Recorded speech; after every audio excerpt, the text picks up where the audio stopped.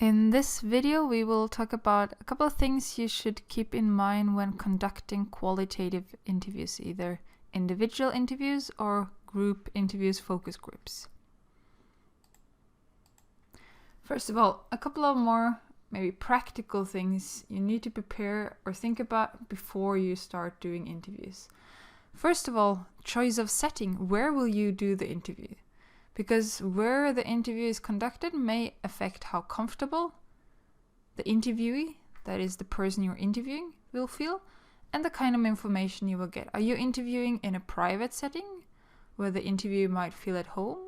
Are you interviewing in a public setting where the interviewee might feel more free to share things because they're not so afraid of a family member or someone they know hearing what they're sharing? Sometimes it's good to interview, if possible, people in their natural environment, at home, at work. Sometimes that's also more practical, but sometimes it's better to meet in a more neutral setting. And thinking about and maybe asking, being open for suggestions for where it is practical for the interviewee to meet. And to think about how the place that the interview is conducted, how that shapes the dynamic and what goes on in the interview. Secondly, you need to think about technical equipment, and this is especially recording equipment. Make sure you know how your recording equipment works, that you've tested it, that you have a charger or extra batteries. And remember also that you need permission from the interviewee to use recording equipment. And be prepared for the person you're interviewing saying no to being recorded. And then you need to bring pen and paper so that you can take notes during the interview. Lastly, if you're interviewing a person and you don't share a common language, maybe you need to fix a translator beforehand. And then you need to think about what kind of person would be a good choice for a translator. A person who knows both languages, a person who can maybe also help you to decode some of the cultural codes, someone who can be a practical help for you. Finding a good translator can be difficult, but once you have one, it can be immensely useful to have someone who can help you understand what, not only what people are saying, but also the nuances of what they're saying.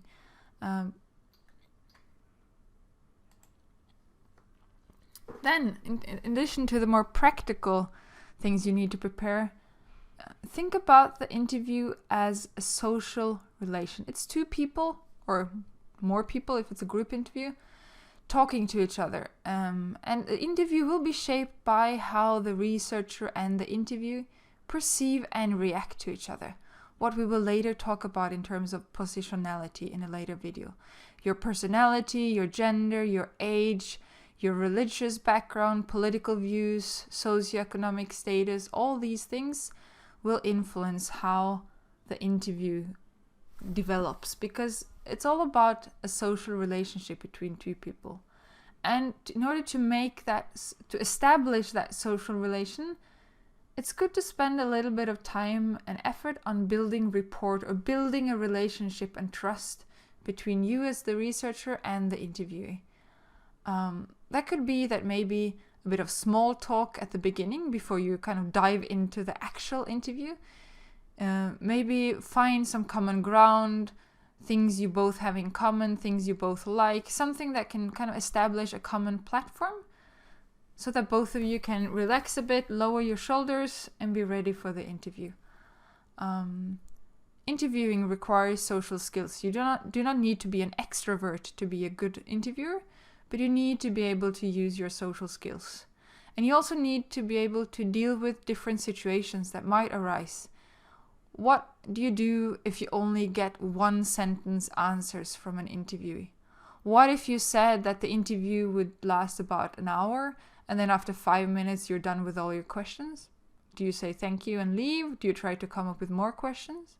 Or the other way around, what do you do if the interviewee is so talkative that you hardly get to ask any questions and they mostly talk about things that are not relevant to you? How do you steer the interview towards questions that are interesting and relevant for you?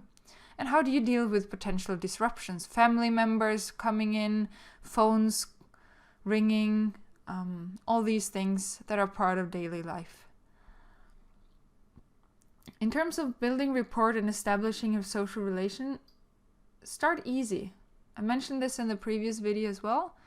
Start with questions that are easy to answer in order to build trust, make people relax if they're a bit nervous. A lot of people have never been interviewed before and might be a bit nervous. And then you can gradually move on to more personal, emotional, or sensitive topics. Listen. Ask questions.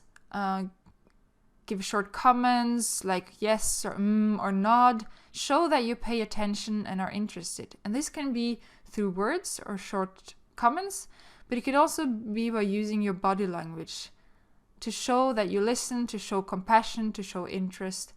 But also be aware of the interviewee's body language and what kind of information you can get from interpreting the body language of the interviewee.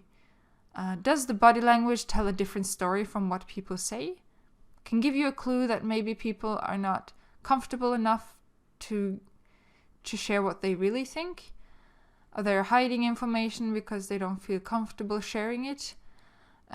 Interpreting body language can also be a useful thing in order to ask follow-up questions. But this, again, really depends on your topic. It might not be that body language might not be so important, depending on the topic of your interview.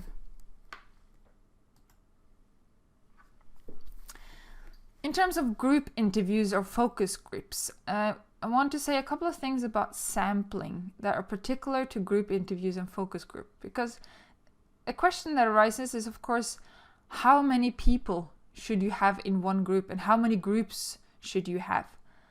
And there's no one-size-fits-all rule here. Usually in a focus group or group interview, you might have between 5 and 8 participants. You can use a smaller group if you want to give each person more room to express themselves. You want to be able to go more into detail on each individual's own experiences and thoughts. Or if a topic is more sensitive or controversial and you feel that a smaller group would be more fitting. Or a larger group if you want not to go into detail on each individual's experiences and thoughts, but more have a lot of different input to your question.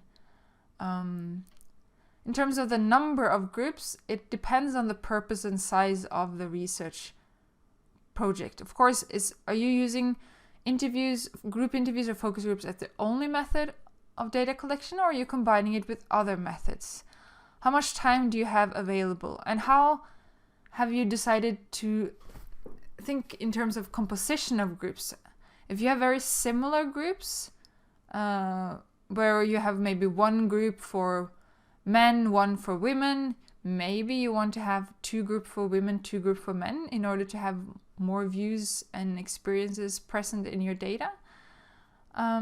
If the groups are more heterogeneous, you might not need as many groups. So it depends on how the groups are composed.